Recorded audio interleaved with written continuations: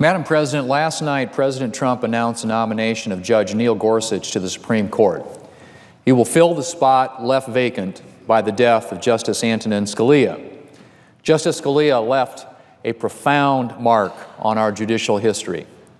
He had a brilliant mind, a ready wit, and a vivid and colorful writing style that made reading his decisions not only illuminating, but enjoyable.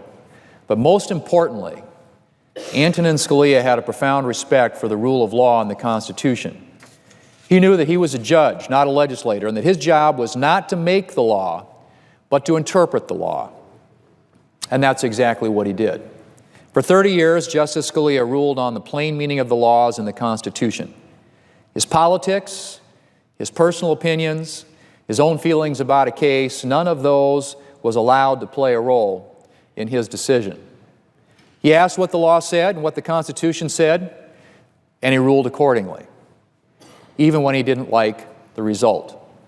Justice Scalia once said, and I quote, "If you're going to be a good and faithful judge, you have to resign yourself to the fact that you're not always going to like the conclusions you reach. If you like them all the time, you're probably doing something wrong." End quote. Well, Madam President, needless to say, Justice Scalia left some big shoes to fill. But after learning a little bit about Judge Gorsuch, I have to say that if anyone can come to fill them, I think Judge Gorsuch can. Like Justice Scalia, Judge Gorsuch has a brilliant mind. He shares Justice Scalia's gift for the written word.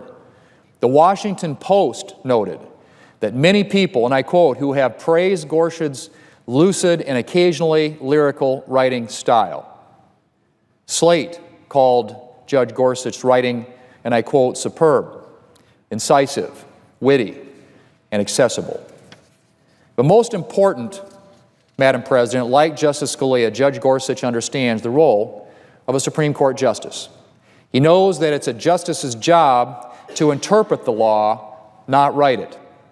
In a speech last year, Judge Gorsuch said the following: "Perhaps the greatest project of Justice Scalia's career was to remind us of the differences between judges and legislators," end quote. Well, understanding those differences, Madam President, is indispensable. Brilliance, eloquence, learning, compassion. None of those things matter if you don't understand the proper role of the Supreme Court. And that role is to interpret the law, not make the law. To judge, not legislate. To call balls and strikes, not to try and rewrite the rules of the game. It's great to have strong opinions. It's great to have sympathy for causes or organizations. It's great to have plans for fixing society's problems. But none of those things has any business influencing your ruling when you sit on the Supreme Court. Judge Gorsuch understands this, and that is why I trust him to sit on the Supreme Court. Madam President, when Judge Gorsuch was nominated to the 10th Circuit Court of Appeals 10 years ago, he was confirmed by unanimous vote here in the United States Senate. You can't really get a more bipartisan confirmation than that. At the time, then Senator Ken Salazar, a Colorado Democrat who later became Interior Secretary under President Obama, noted that Judge Gorsuch, and I quote, "has a sense of fairness and impartiality that is a keystone of being a judge." Well, Madam President, given the wide respect in which Judge Gorsuch is held, his outstanding record, and his previous overwhelmingly bipartisan confirmation, I am hopeful that his nomination will move quickly through the United States Senate. Senate Democrats have spoken a lot about the need to fill the 9th seat on the Supreme Court. Well, now is their chance. I congratulate Judge Gorsuch on his nomination, and I look forward, Madam President, to seeing him confirmed to the Supreme Court.